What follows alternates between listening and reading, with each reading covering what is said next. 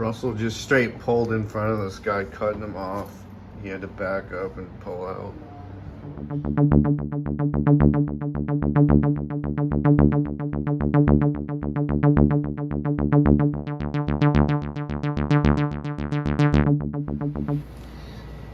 This is the collected issues of Space Review for the years of 1952 to 1954, the official publication of the International Flying Saucer Bureau of the United States, USA, by Albert K. Bender.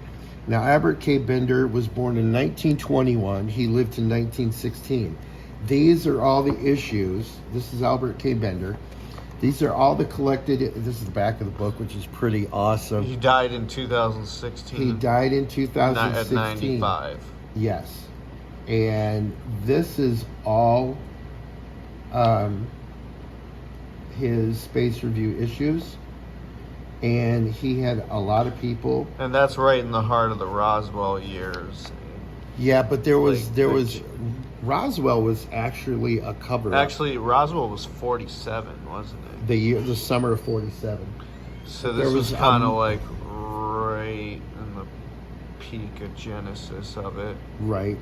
There was a spacecraft that actually crashed the month before Roswell. Roswell was actually a cover-up for that. Here's what this is the back page, but this is what the issue would look like when you get it. Here's prediction year. You have true or false statements on page 2, and page 3, particle from space held as evidence of matter in reverse. So this guy wasn't a bureaucrat. He was more like one of the godfathers of like ufology or so. Yeah. I'd say. Yeah.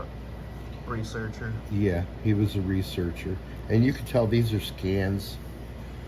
Remember the book, The Voynich manuscript that had scans in it? This is what this is. These are actual scans. Yeah, it says reprints of his old issues. Yeah. Right. So. It's a nice format. Yeah. It's got, to all subscriber members. I don't know if they still put this out. I would like to look at it. I would like to get it. Let's see the back then. Oh wow. Didn't expect Saurian Publishers with a spaceship. And then you've got this is a cool like 50 sci-fi. Yeah. Very picture. Sci-fi. It's got the shadow. Yeah. I thought it was really, really cool. And now this front part, this is an actual photo. This is a picture of an actual photo. UFO. Of a UFO. And it's triangular shaped, and these are the lights, of course, Book by The Case of UFO Unidentified Flying Objects by Morris K. Jessup, M.K. Jessup. This is a sober, coldly reasoned review of the record of UFO analyzed by an eminent astronomer, mathematician, and archaeologist. That's who this guy was. This is like a reprint of an older one too, huh? This is a reprint of the actual documents. Let me do a little history of this guy.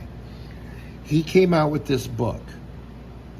The FBI came after him, took him, questioned him, took the book.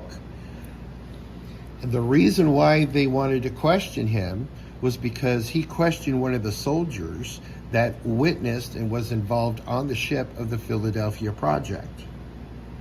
Okay, the Philadelphia Project had to do with this energy, the electricity thing that covered a ship and transported it from one site to another in seconds. Transport it back. Now these soldiers, when the ship reappeared, there was soldiers embedded into the ship and they were still alive. Wow. Really? So they were really like in pain and everything. This guy interviewed one of the soldiers, which is in this book. Okay? Now, not long after that, he was mysteriously found as a suicide. Who, the soldier or the guy who wrote this? The guy who wrote this. Wow. So, the Do government... they do documentaries on this? Have you seen one? Yes, they did. I saw one on YouTube, on one of the YouTube channels that I watch. They did one about the Philadelphia Project. This guy's name came up. This book came up. The government put out 126 of these and then stopped completely. So this is actually a reproduction of the actual book that's got everything in teleportation or kidnapping. You've got disappearing ships and crews, rubbish in space, falling shaped things, and this is like an archaeological find that's in here. And they question, what's with the horse, and what's with all the designs on it. The cross found in ancient grave in Georgia. This inscription is Substantiated. Uncipherable. The horse head is crudely scratched by an unskilled hand at a later date than the original. Was it dropped by a UFO is the question. They don't know. So there's all kinds of different stuff in here. There's questions. How much did this cost you? This cost me like $19. Wow. So, but it was worth it because this is a piece of history, period. Yeah, he seems like another influential guy in ufology. And, since this guy's not alive anymore, this is worth having. Flying saucers are not new. For thousands of years, men have seen mysterious objects in the skies. Now a prominent scientist, Morris K. Jessup, proves these unidentified flying objects originate here. So this has got like a kind of science thing going on here. That's what Attack by Ace Books. This is during World War II. I think it appears to be about Pearl Harbor. Leonard Jameson. A good book by Ace Books, published by Ace Books. Comments by the Boston Herald. Looks really good. And then we go to The German Raider Atlantis by Wolfgang Frank and Captain Bernard Rogue by Ballantine Books. A wartime record of Germany's deadliest raider as told by her captain. It's one of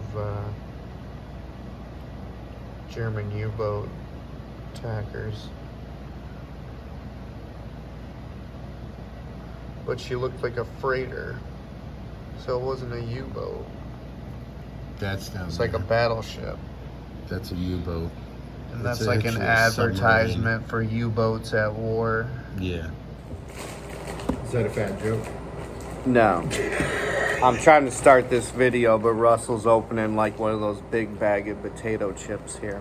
So out of this, it's a good time to talk about Jack Higgins. This is a name very familiar to most in the men's adventure.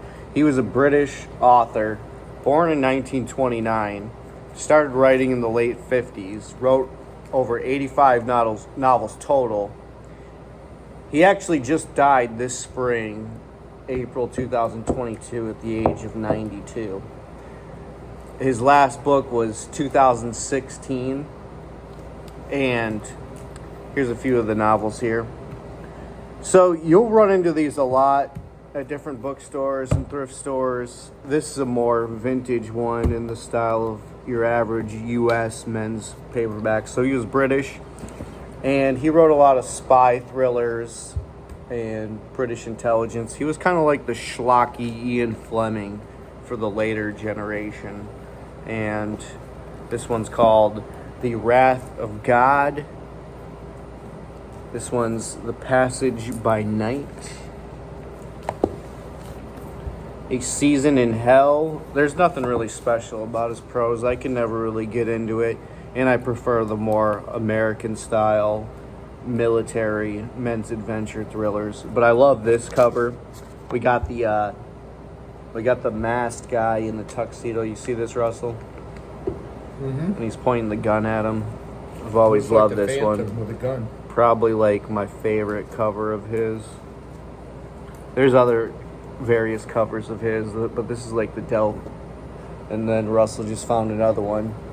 This is from Fawcett Gold Medal, so it's probably 70s. Jack Higgins, East of Desolation. His real name was Henry Patterson, I believe, so Jack Higgins was his common pen name. This is the superb suspense adventure by the author of A Prayer of the Dying. And this is based in Greenland ice caps.